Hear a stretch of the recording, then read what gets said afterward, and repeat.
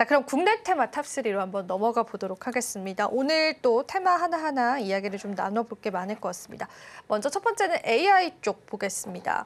AI 관련해서 우리가 신정부 들어서면서 100조 투입 이야기가 나왔고 소버린 AI에 관한 키워드들도 시장에 나오고 있어요. 그래서 오늘 네이버, 네오팩트, 오픈롤과 같은 종목군들 움직입니다. 어떻게 보시는지 좀 전략을 들어보겠습니다. 네이버의 흐름이 상당히 좀 의미 있지 않나 싶습니다. 최근에 거의 조 단위 거래 대금이 터진 적이 정말 없었는데 네이버가 이렇게 강세를 보였던 흐름을 봤을 때 정말 시장의 기대감이 정말 높구나라는 사실을 다시 한번 좀 확인해 볼 수 있고 JP모건에서 매수 리포트가 나왔다고 해서 이렇게 거래 대금이 많이 터지지는 않거든요. 근데 결국에 시장의 이슈와 맞물리면서 강세 흐름을 보여주었다라고 보여지고 있고 AI에 대한 기대감이 얼마나 높은지 다시 한번 좀 증명을 했다라고 생각되고 있습니다. 다만 네이버가 AI 쪽에서 우려심이 나오고 있는 부분이 무엇이냐면 결국에 네이버의 매출 구조는 검색 광고, 검색 엔진을 통해서 나오는데 AI의 언어 모델이 활성화되게 되면 과연 사용자들이 네이버의 검색 엔진을 계속적으로 사용할 것인가에 대한 우려심이 나왔던 것이거든요. 그래서 카카오에 비해서 최근 주가 흐름이 좀 약했던 것이고, 자, 그런데 최근에 네이버 출신의 임원이 또 선임이 되면서 이러한 부분에 있어서 주가의 흐름의 강세를 보였다라고 보시면 될 것 같고 이 네이버가 지금 나오고 있는 글로벌적으로 나오고 있는 언어 모델을 어떻게 이길 수 있는 흐름을 잡아갈지 좀 이게 포인트가 될 것 같습니다.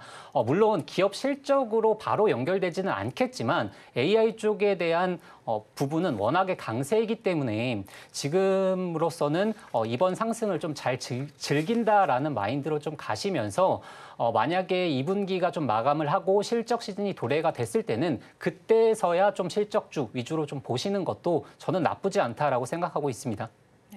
일단 네이버가 지금 현재는 AI 관련한 대장주로서의 움직임들을 좀 보여주고 있습니다.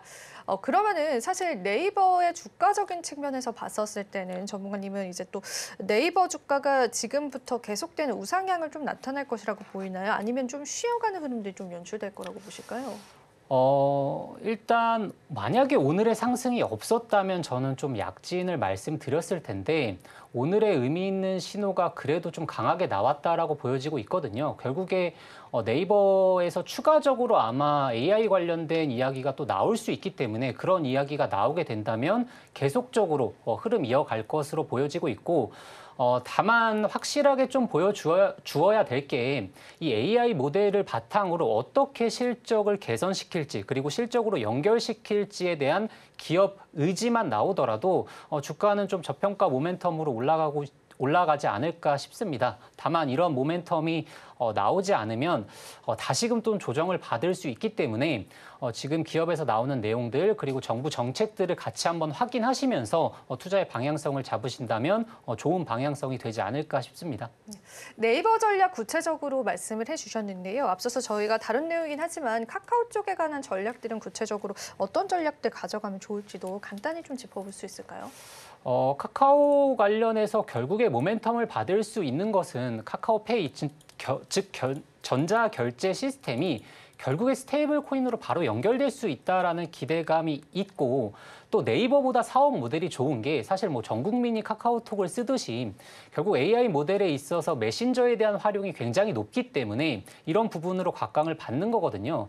그래서 오늘의 네이버에 대한 이슈 그리고 카카오도 사실 오늘 추가적인 상승이 또 나오고 있어서 카카오 쪽에 최근 정부 정책에 대한 반응도가 훨씬 더 높지 않나 싶고 물론 오늘 같은 경우에는 네이버의 흐름이 좋긴 하지만 전체적인 흐름을 봤을 때 카카오가 사실상 AI 그리고 스테이블 코인에 대한 활용 여러 가지 시장 이슈와 맞물리면서 지속적인 강세 흐름 보일 수 있다라고 생각하고 있습니다. 최근에 들어왔던 거래 대금 자체도 좀 의미가 있기 때문에 이러한 추세가 이어진다면 최근 사실 뭐 정말 신고가 영역의 종목들이 많은데 이런 바닥권에 있는 종목들 저평가 이슈로 다시 한번 올라올 수 있다라는 시장 기대 심리가 불게 되면 계속적인 수급 유입은 가능할 수 있다라고 보고 있습니다.